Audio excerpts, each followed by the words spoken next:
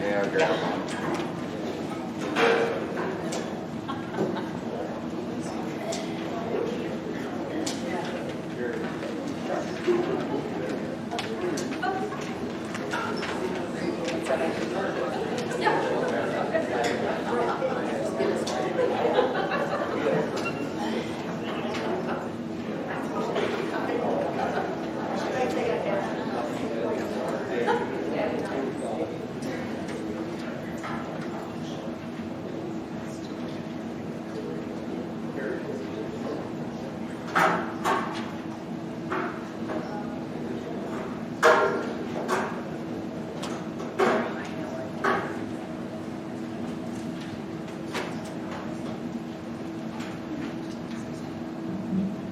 We are going to video this, so when there is a question from the audience, we will be bringing the microphone so that people who are watching the video can hear what the questions are and what the answers are. So hopefully we don't have anybody that's too shy to speak with the mic. Okay. Can we wait just a minute? I know Bill is in the back. We'll wait just a minute. What's that? Oh.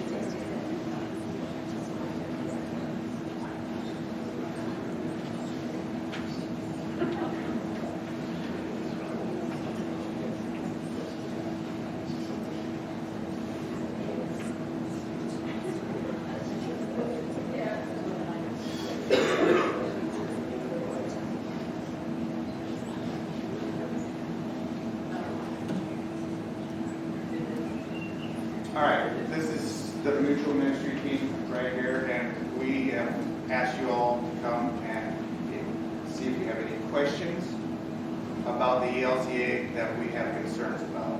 So I would like you, if anybody anybody that has a question or a concern, now's the time to say it, or ask a question of this.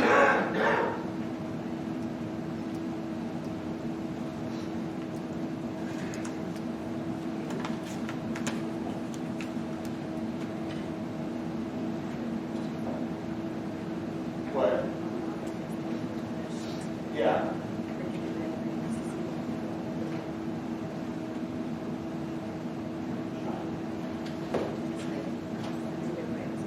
Has everyone received the questions? There were some questions or concerns that were on the counter in the back, and they were written out, and we received them. Does anybody want to talk about them?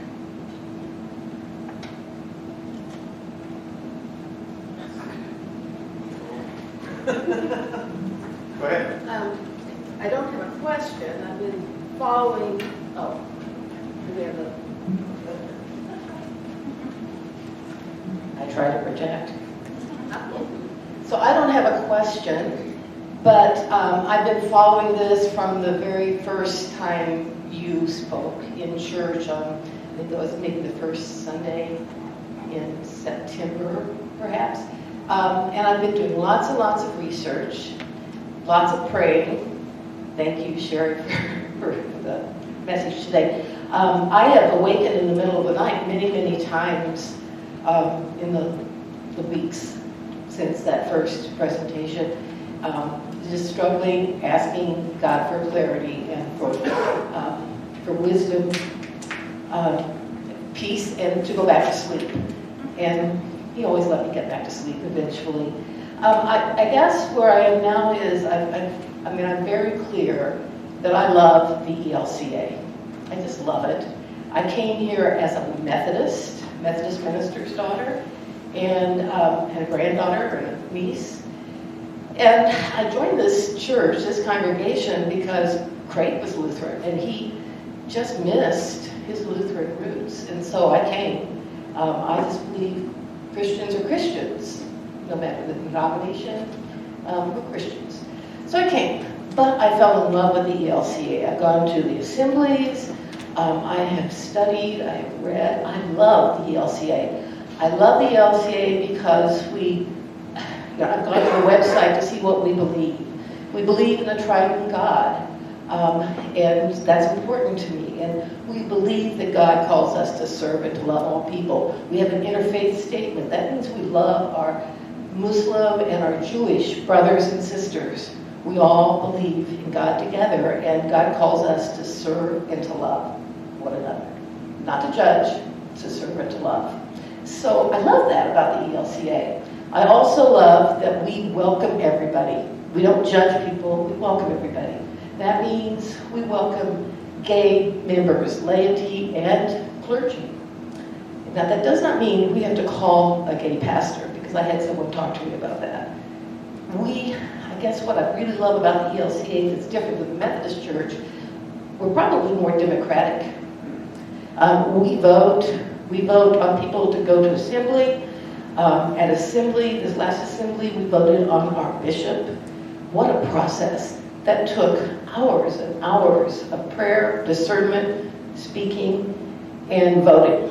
And we selected Bishop Scott Johnson. And he wasn't the one I chose, but I grew to understand why we voted for him to be our bishop. And I was impressed. I felt more in love this summer with the ELCA, the democratic process. And we have a voice. If we want to speak up, we can, and that's important. Methodist Church, they just send you pastors. We can call our own pastor. And I was asked to write the profile for this next call process, or to lead the group if we're going to do that. I am ready. I've begun. I have information already. I'm ready to do that. But I was asked to wait because of what we're going through now. And I respectfully agreed, of course. We have to have these conversations. We have to have prayerful conversations. We need to listen to each other. And because we're a democratic group of people, we believe in that process. I looked at our Constitution, and I had it written out in simple English words. Our Constitution gives us a process for having these conversations. I would like for us today to just say, let's just go ahead and go through the call process, and let's find a pastor. The Plainview Creighton Parish called a pastor and installed a pastor in 10 months. So we know it's possible. It is not probable. You know, there's just not that many people out there coming into the ministry. But I know God has a pastor in mind for us. And I would like for us to go ahead today and say, let's just go right ahead with the process. I'm ready to do my work. And I know there are other people who are willing to do their work, to call a pastor from the ELCA. But if we don't want to, because I know the mutual ministry team is, I don't think 100%, but almost 100% supportive of looking at other, not denominations, other synods and other affiliations. The LCMC is a synod, the other is, I think, an affiliation. But to look at those. And if that's what we want to do as Salem, then we need to do that. But there's a process in our Constitution, because that will be a statement that we want to leave the ELCA. So the process is pretty simple. It's straightforward. We have to send a letter to the bishop. The bishop receives it. There are a number of days. Then when we send out an announcement to the congregation, we have a congregational meeting after so many required days. The bishop is expected to be present or a designate to be part of the conversation. Not a voter, but part of the conversation. And then we take a vote as a congregation. 2/3 of us will have to say, yes, we want to leave the ELCA. After a period of discernment, prayer, study. And then if that happens, if these 2/3 of us say, yeah, we want to leave the ELCA, and we could be looking at other synods during that time. And we could have representatives of other synods and affiliations come and talk to us too. So that could be part of the process. And so we would have our meeting, we would hear from many voices, we would vote. And if 2/3 of us say, yeah, we're going to leave the ELCA and continue to pursue other synods or affiliations, then we would have to have a second meeting and vote again. And again, it would need to be 2/3. So that's the process. That's our Constitution. That's Salem's Constitution. If that's the way we go, I will completely support that. I think we need to be prayerful. We need to listen to each other carefully and deeply. And I will say, I love the ELCA. I'd like to find an ELCA pastor, and I'm willing to work hard.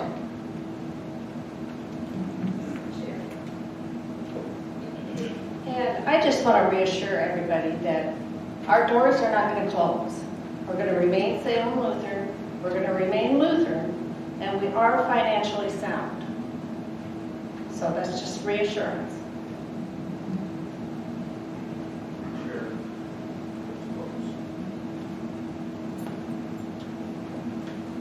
I've been watching the process and praying about the process. It's been a challenge for me. I guess Heather laid out what the Constitution says. I have a suggestion or recommendation that if we have disagreements with the ELCA, first we probably need to figure out what the ELCA really says. I've looked online. They have documentation. I don't remember specifics, and I'll apologize for part of that, but I know one of the documents is 48 pages long. Another one's 12 pages. And I don't remember about a third one, but they're lengthy. But I would suggest that we all read it. I would even suggest we have discussions here in the church, kind of like a book study or book review thing, where we read it and we discuss it and we figure out what it is that we're reading and what it is that it says. So if we don't want to do or don't believe what we read, then we at least know what the ELCA is. I've been one that's been vocal through the years. I've been frustrated with the ELCA. won't deny that, I won't change that, I'll still be frustrated. But the one thing I've never done in my frustration, I've never taken a proactive approach to changing or to making anything that frustrates me different. It's pretty easy for me to sit here and say, boy, I don't like that. But there's also the possibility that we have a voice. So first, I think we need to know what the ELCA is. Then we can figure out whether or not we want to stay here. Thank you. I'm just going to give some background. I don't know how many of you know. I think I've talked to some of you. My brother and sister-in-law go to the big Lutheran Church, St. John's in Lamar's. Their minister came to their congregation and said he could no longer be part of the ELCA due to the change in the doctrines and the beliefs of the ELCA. And he told their congregation, I totally support you if you want to stay with the ELCA, but then I will no longer be your minister. Or, if you would like me to stay your minister, we will have to change and not be part of the ELCA. They opted out. They are no longer part of the ELCA. And that's probably what, well, I shouldn't say probably, that's what got Les and I looking at what the ELCA is all about, and how many ministers are leaving the ELCA, and how many churches are leaving the ELCA, and the ELCA themselves saying they don't think they'll be around in 30 years. So, we have done a lot of research, and until you read some of it, you don't know what's going on with the ELCA. So I would challenge all of you to do some of your own research and get educated and see if you agree or disagree with the ELCA at this point.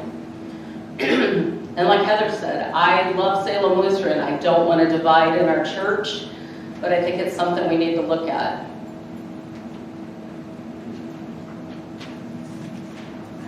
I too, my brother down in Florida, Pete, Brother Pete, his pastor said the same thing to them. He did not like what was coming out of ELCA Senate, and he too told the congregation that he was going to leave. They could follow him if they wanted to. They had a series of meetings, and they too elected to leave the ELCA. And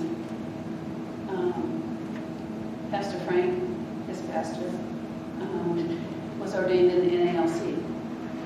They were they were LCA just like we were, and Heather, the LCMC is a affiliation.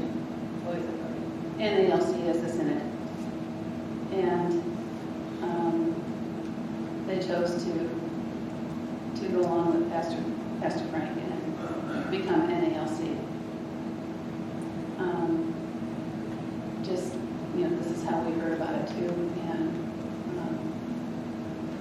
some of the things that were happening with ELCA.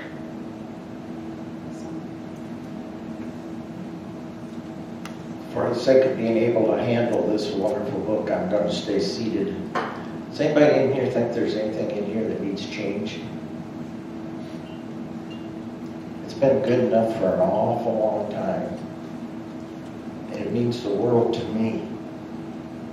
And I don't think that we need to change the Father, Son, or Holy Spirit.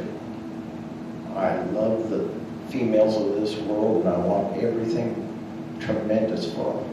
But I don't think even the females of this world would be offended by the fact that God is associated with the Father, Son, and Holy Spirit. But what does God tell us in this book? I asked him, give me a sign, give me a message that you support what I feel. And he did, and I'd like to read it for you. Could you hold the mic for me?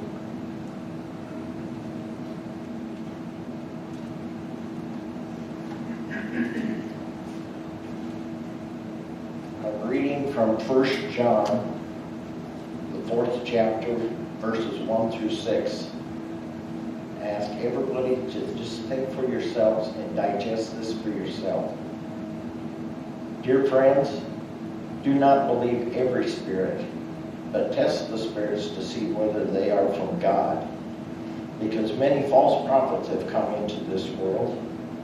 This is how you can recognize the Spirit of God. Every spirit that acknowledges that Jesus Christ has come in the flesh to this world is from God. But every spirit that does not acknowledge Jesus is not from God. This is the spirit of the Antichrist, which you have heard is coming and even now is already into this world. You, dear children, are from God and have overcome them, because the one who is in you is greater than the one who is of this world. They are from the world and therefore speak from the viewpoint of the world, and the world listens to them. We are from God, and whoever knows God and listens to him. But whoever is from God does not listen to the world. This is how we recognize the spirit of truth and the spirit of falsehood. So everybody, please decipher for yourself. Do your research. But there's just certain things that the ELCA is doing that I know God does not want us to support. I cannot support. And I know I have to do what I feel is right and what I have to pursue. And if anybody tells you that there's just not a church out there that you're looking for, it just doesn't exist anymore, or that you have to give up things in order to have a church, in order to fill the pews, and change your thoughts and change your ways, run away from that and don't believe it at all, because there are churches out there. I had the privilege of going to a church in July. Left the church crying because I hadn't heard a sermon like that in years. I mean, it's there, people, and I'd love to have it for you, but it's got to be God's truth. Thank you.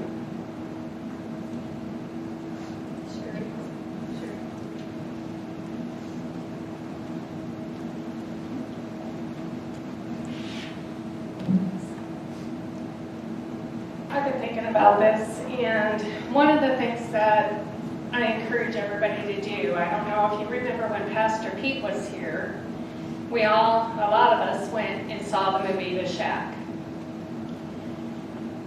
If you haven't read that book, I encourage you to sit down and read it.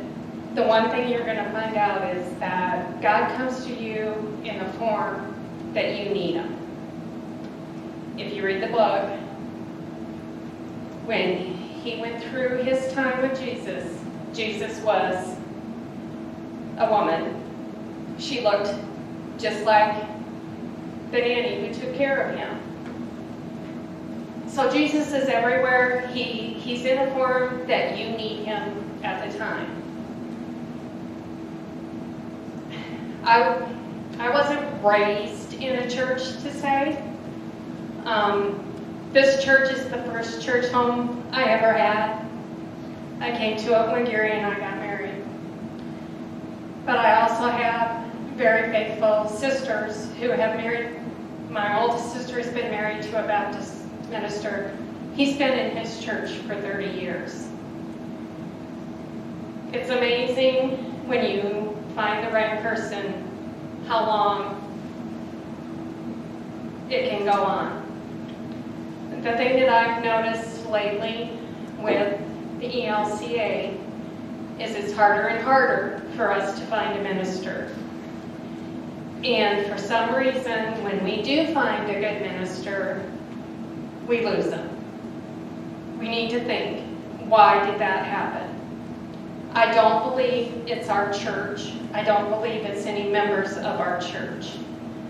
I believe it's because the ELCA believed that our ministers were better needed somewhere else. And what is that showing us? Is it our small town isn't worth having a minister? I don't think so. But I think that the focus is always going to be on the bigger cities. I truly believe that. We've seen it. We lost Pastor Youngerman because the ELCA felt that they needed him, who was an excellent minister, to grow the church in Gretna. We lost probably one of the best ministers that we have had. And I do have his book that he wrote, and we go over it. I go over it many times. And Sombra, you guys were fortunate that we had him when you needed him. You really were. We need to be able to have someone here who wants to be here, someone here who believes in this church and in this community. We need somebody who wants to be a part of our lives. And I don't believe that we're going to get that with the ELCA anymore. I haven't seen that for the past few times around.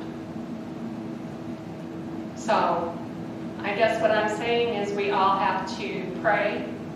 We all have to remember what we have been through.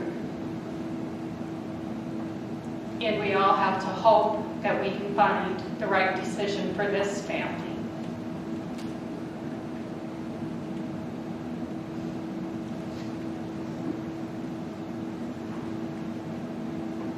Anybody else have questions or comments?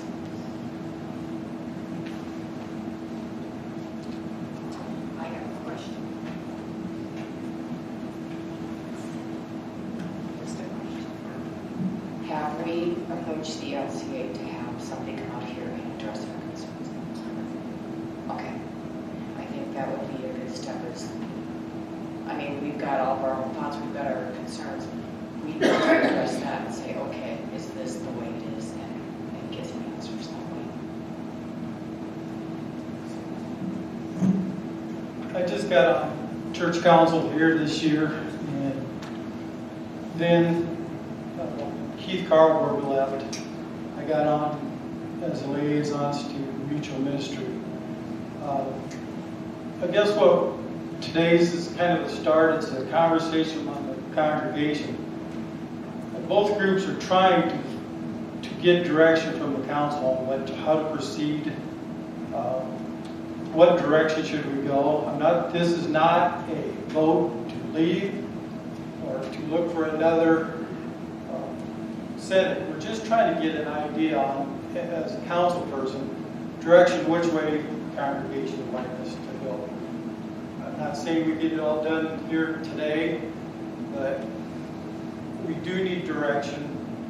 And since I've been on the mutual ministry, I did look up a lot of the websites that were sent out. And to me, the ELC is disturbing. I'm not saying, we focus a lot on the negative of the ELC. There's some positive definitely with the ELC. So we don't want to just bash the ELCA here, but there's also, we just need some kind of direction. And I don't see what the problem is in exploring in another Senate, or if that's what the congregation feels, maybe then we, obviously what Diane just said is another option. If this process goes on one way or the other, we will have people coming here, definitely, to address the congregation. This is just a start. Us as a group, as you can tell, we're not necessarily organized or whatever. We need to get it out here, and if we want to get the process going, we need to start moving forward. So, I'm not saying this is, I think it's good, and I like all the input everybody has said, but we also need to start moving forward. So, thank you.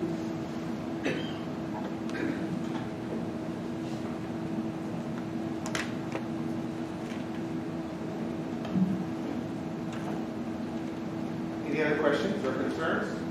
I've seen on the website, the ELCA website, they say they're 600 pastors short. She said it would be 2 to 5 years after we started the process to find a pastor. And at the council meeting, she said 5 to 7 years before we could get it. But we can't even get a supply pastor from the ELCA. And they were informed about what we're doing here, and they have no comment. But Chrissy, she's gone this week, and she's being here. So, but they didn't call that. It's like they left us out, on our own. May I address that? Sure. Because I've spoken with both the bishop and the assistant bishop. And the last conversation I had with them, they have not been approached by our congregation. Other than me, and they certainly know, but I am not on the council and I'm not on ministry. I've also spoken with Pastor Gilderman because it was Pastor, and he just, Greg said he loved his sermon because he always thought he was being convicted in the soul every Sunday. One way to live, but he loved it. So I sought his counsel. I asked him to read what I had written for the church council and to give me feedback. That's why I contacted him. And he's very disappointed that we're even talking about leaving the ELCA because clearly he loves the ELCA. And he believes that we have a pastor out there. I believe we have a pastor out there. I don't know how long it will take. I guess just my final word is I really would like for us to proceed looking for a pastor. And if we don't find an ELCA pastor, and we can continue having these conversations. But I'd like to get started in the process because the longer we put off the process of even trying to find an ELCA pastor, farther from the hole we are. And I'm ready to work. I would love to start on that profile and get it out there, and so that pastor who's out there for us will be called, and we'll know that we are the congregation that he or she needs to serve. Rick? Yeah. I would just like to say that my concern, I guess. Yes, speak up. One of my concerns, I guess, about this is, are we going to find a synod that, granted, we probably none of us believe 100% of what the ELCA believes right now. Are we going to believe 100% of the next synod? Are you going to believe 100% of what the next synod said? And how much have you investigated these other synods and what they believe? I'm going to go back to the brochure that was given to us a month ago or something, the insert. And the very first thing that was brought up was that the ELCA pays for abortions.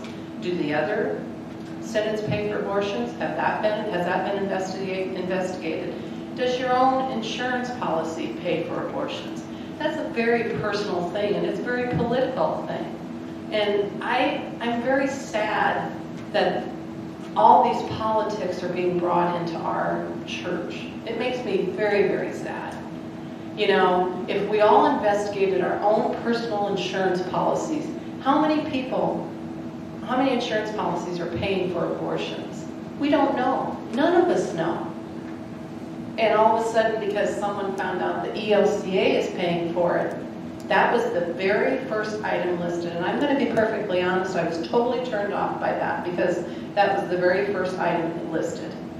Because I feel like that is a very personal issue. We all have difference of opinions on that. I bet everybody in this room does.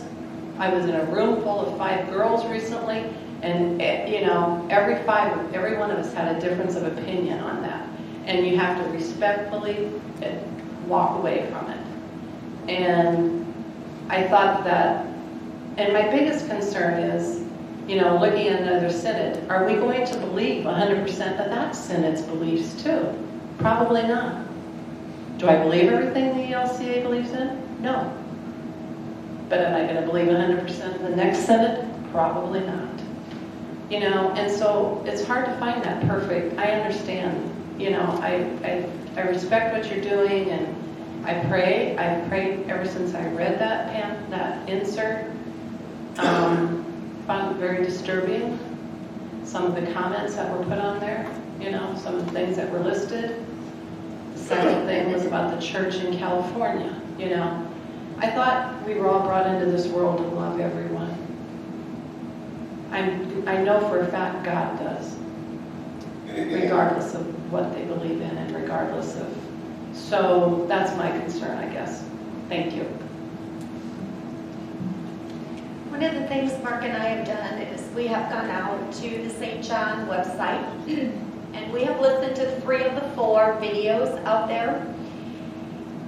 And I too, I am not opposed to looking, but I am going to say one of the things the ELCA said in their video was, we are a welcoming church. We do open our doors to everyone, and it is our choice as a congregation whether we call a pastor who is a lesbian or how we do our church service, and if we continue with our current traditions. The ELCA lady, and I know it's just one person talking, was very strong that, you as a church still have control over who you call as a pastor and what your beliefs are and how you have your church service.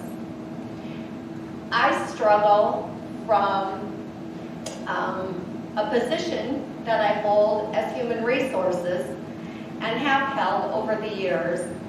And I look around and I think we should be a welcoming. It should not matter if I've had an abortion. It should not matter if I'm gay or lesbian, because it's not me to judge. And I think I would encourage you to go out to St. John's website, go out in there and find the videos and look at all 3 of them, and listen to what they had to say during that. Again, if the congregation chooses to look at another synod, I will support that decision. But I do think people need to really go out and be informed.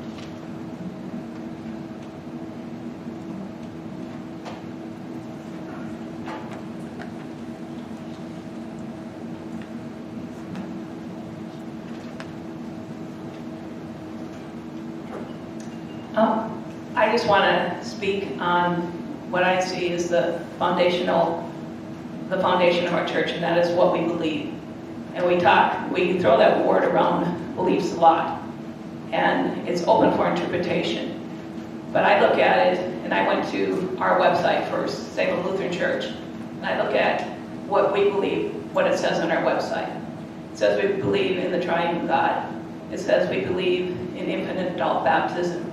It says we follow the Augsburg Confession and the Concordia and all those things that occurred way before our lifetime. And so then I go to the Nebraska Synod. Nebraska Synod, you read what they believe. And then I go to the ELCA Church worldwide, and I look at what it says they believe. And when you look at those 3, all 3, in my opinion, align. So it's not that we're, in my opinion, in disagreement with the beliefs of the ELCA. We believe the same thing that the ELCA does, whether it's at the Nebraska level or the church-wide level. How I'm looking at it is, I think our differences come in how we live out our faith, how we live out our beliefs. And how we live out our beliefs in Ponca, Nebraska is going to look different than if I live in San Francisco or New York City, or if I live in Alabama, or if I'm of a conservative persuasion, or if I'm a liberal persuasion. The ELCA is not telling us how to live out our faith. They have given us the foundational pieces, which we as a congregation agree with because it's on our website, it's in our Constitution, it's in the Constitution of the Nebraska Synod and the church, the ELCA church-wide. So to me, it's not beliefs. If you look at our foundational beliefs, it's how we want to live out our faith. And we can choose as a congregation how we want to live out our faith here. And we need to look at where we've been planted and what are we going to do here in order to share the gospel with everybody in this community. And so I think, for me, whether we stay with the ELCA or whether we leave, I haven't made a personal decision. I could leave the ELCA, I could go with a different denomination, I could stay with the ELCA and I could still support it. Because basically, if you're a Lutheran, you have the same common beliefs. It's how you live out those beliefs. And that, to me, is the difference between the denominations. So I'm okay with continuing in this process. I'm okay also with staying with the ELCA. Because to me, it's like splitting hairs. I don't think to me, it's not who we are and why we're here.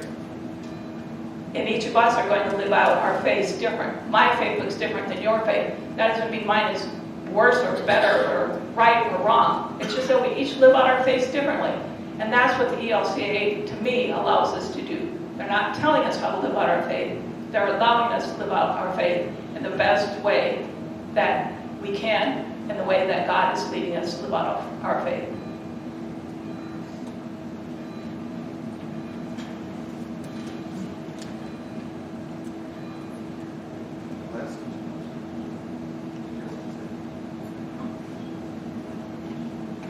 Well, you raised your hand. Yeah, they did. I would just say, 15 years ago when we had the split, the ALCA told us if we even discussed leaving the ALCA, they would not come. That's what they told us as a concept. My feeling is the ELCA has gotten too political. I want the ELCA to be about Scripture. That's it. I really hate talking in public, so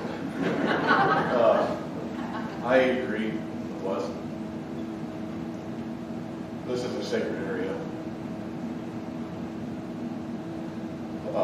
Politics and left, right, and all that, that's a bunch of BS. It doesn't belong here. So I think that the LCA is nothing but politics. That's my personal opinion.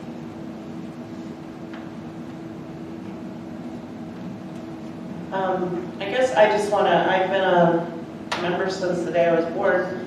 I remember when the new church was being discussed, and that was a problem even in our own home. Mom was on the new church committee, and Dad, I remember growing up and that being such an issue. And then we went through the split again. And for me, I was on the chair of the call committee when we called Pastor Pete. And Smoke and I have done a lot of neighborhood porch visiting about things going on. I don't necessarily agree with everything the LCA is doing. Rewriting the Bible is not what I think they should do.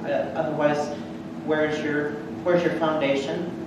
But as far as what we do going forward, I think it's good to have these conversations. And one of the best things about Salem is that everybody in this room is a family. We witnessed it with losing Kim. You saw it today in Sherry's sermon. You saw it with the Schweers family. And I just hope at the end of the day, that is what we remember, is who we are. I don't think any synod, any affiliation will define the people of this church. And those are the people we love, and those are the people we worship with, and those are the people we pray with. So at the end of the day, whatever we decide, I would hate to see this congregation do another split. I hope that we can work through it and remember who we are. And again, that is a church family. So.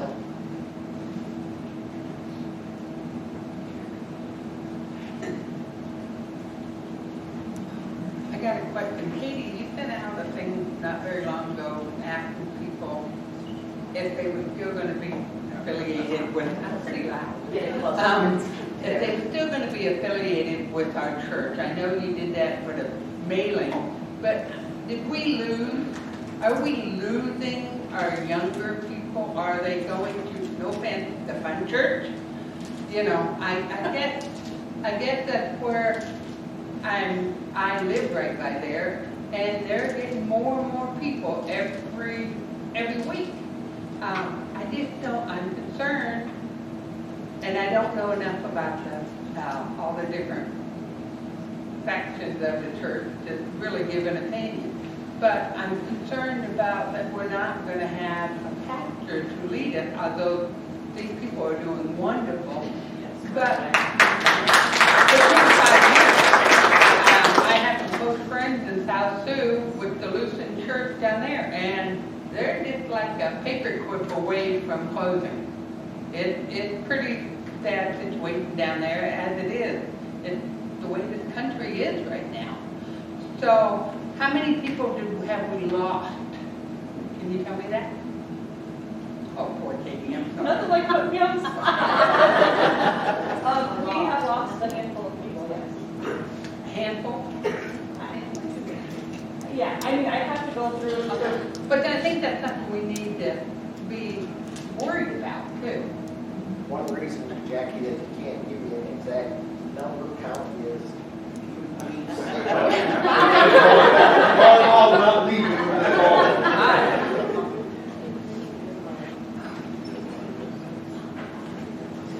years ago, if you left the church, you notified the church, and things got transferred over, and you registered here. And maybe I shouldn't name names, but maybe up the street or Sunnybrook or wherever the entertainment centers are, you do not have to change, notify anybody. You can just start going over there. So that's why you can't officially give you a number, Jackie. Okay, but you can, what I'm saying is, you notice we are down. We're losing our young people. And I love this church. The reason I came to it is I felt welcome when I came to this church. And I love this church. I don't, like I said, I don't know enough about all the things to voice an opinion. My only concern is 2 to 5 years is a long time. Too long. You know, for the people of our church, to the same people, bless their hearts, that are carrying us on. So, I don't know, I just read the other day that only 32% of Americans are regular in church, and regular meant 4 weeks out of 8. So I think that part of it isn't even our church having struggle, it's whole country having struggle. So, I don't know, whatever our church wants to do, I think within reason. If it's too weird, I just can't do it. Within reason, we'll do it.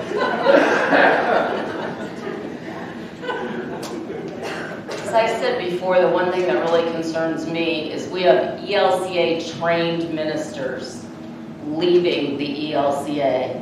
To me, that is a major red flag. Pastor Kim, when she started her doctorate program, I will never forget her telling me they wanted her to come back and teach all of us that God and Jesus were non-gender. And she said, absolutely not. There is no way I can preach that in Ponca, Nebraska. And that's being weird. And that's really Sherry, no, you don't need to come. So, But we're on video, so they won't hear the other ones.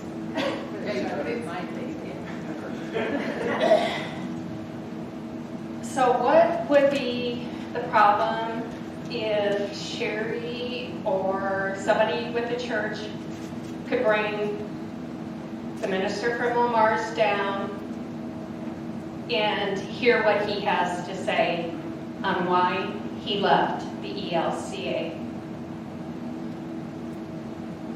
Terry, I don't think we can do that until we would take a first vote according to the Constitution. Well, okay, Makes so, sense, it makes sense, but we gotta do it properly. We have to follow our Constitution.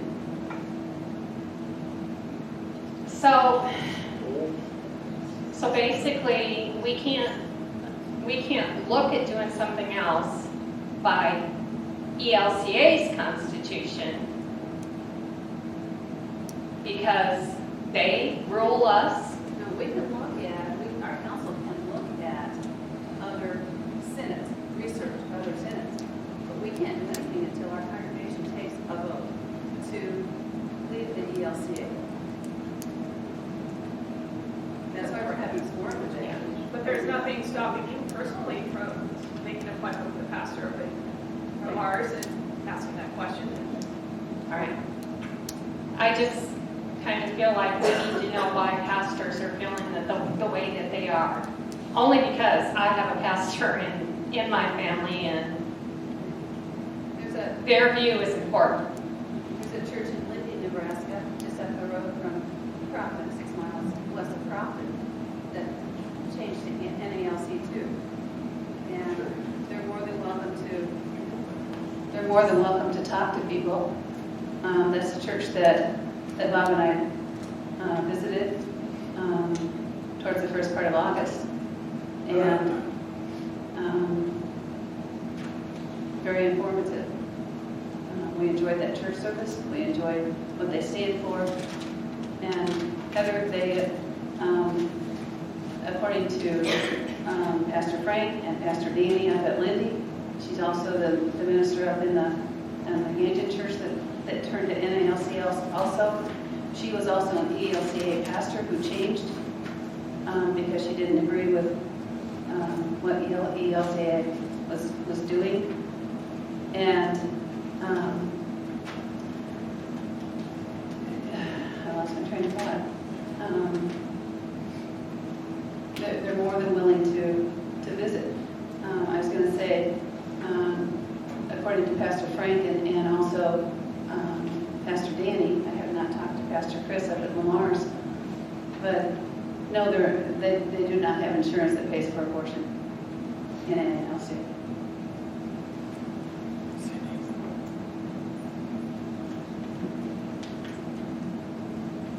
Sherry just talked about DLC up in, or St. John's in Lamar's, Iowa, made the switch. Well, they're on the, if you go to their website, you can look there. But also, my question is, I'm not 100% sure we can't explore other options before we take a vote. That's a question that I would have asking St. John's. Can we have these conversations, bring in somebody from another Senate, bring in somebody from the ELC, just like they did. I don't know if they had to have a vote to do that to begin with, because everything, the way I look at it, they were just exploring, and then they made their decision. Maybe I'm wrong on that, but that's something we would need to investigate. Going back to the direction of what the congregation wants the council to do. That's what we need to know to get started, get the ball rolling. So, I've looked through the Constitution also. We're not terminating. In my opinion, my word is exploring. That's what we're wanting to do, is explore. We're not saying we're done with the LCA. We got to start somewhere, so I still think we can explore. I still think we could probably even have people come here and address different, there's synods or obviously the LCA, but we cannot vote. We cannot vote until if we do a vote. We definitely have a congregational meeting. Well, then we can do that. I don't see why we can't bring people in to explore options anyway. I could be wrong. Wondering why we can't bring in a layperson from another church, not a minister. Someone down in Townsville went through this. I know the gentleman I've known for a number of years. His name is Scott Eisenhower. I know Tyler knows him as well. He's chairman of the church council at Lindy. They made the switch, and I know he'd be more than welcome to visit with us or explain their steps, why they did what they did, or, but I don't we need some kind of direction from everybody to do that? Sherry, Julie and I both reached out to Senator. Heather, I'm terrible public speaking, I'm sorry. I just wanted to touch base. Heather did reach out to both Julie and I as council presidents after she spoke with Pastor Kristen, and she did ask us to reach out to Synod, and both Julie and I did. Reached out to Kristen. She was in the process. She told us she was unavailable. Julie, correct me with this, later this week, right, or this weekend, she would be available again because she was getting married. And so then we also tried to reach out to the bishop, and the only way to set up a meeting with him is through his secretary, and we both received emails straight back that said she was too out of the office until later this week as well, I believe. And so we did, as a church council, try to reach out to the DLCA for that. So I just want to clarify.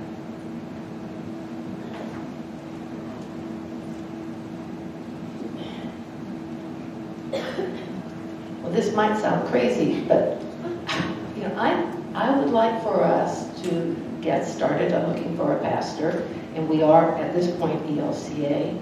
But I think that we can, in our description of who we are, be honest. We are a congregation with lots and lots of questions. I would just like us to get started on finding a pastor. And if we can't find a pastor who will preach to us, then, that's, at least we've started. Let's just get started on it. And I'm with you, Todd. I don't think that there's anything in our Constitution that prohibits us from, exploring, asking questions, bringing people here to talk with us, and this can be part of the process. And I think our profile can reflect that we are really questioning the ELCA. And that would mean a pastor who is interested in us would know that and could come and speak with us, or to the call committee and eventually to the congregation. It sounds crazy, but I'd like us to get started. I'd just like to make a comment back to you, Tammy, and to all of us, is we are not looking for anything that would exclude anybody. We want to be a welcoming. It's more what they're teaching about scripture and that type of thing that concerns us, not about who walks in our door, because I'm a sinner. I think we're all sinners. So there's nobody that we're going to exclude from walking in our door, no matter what lifestyle they lead. So that, I want to reassure everybody, is not at all what is driving this. I felt like that insert was a little too judgmental for me. And I apologize. I don't know if that was approved by the council or not, but I agree with you. I think we want to be that church that welcomes everyone. Well, and I will say what I said at a meeting. An abortion is not an abortion. As a medical person, a lot of times an abortion is a life-saving procedure for a mother. Right. And that becomes a very political issue if you believe that then it's an okay thing to do. And that is my belief in that, so. Yeah. As in everything in life, there's gray areas. Exactly. Not everything's black and white.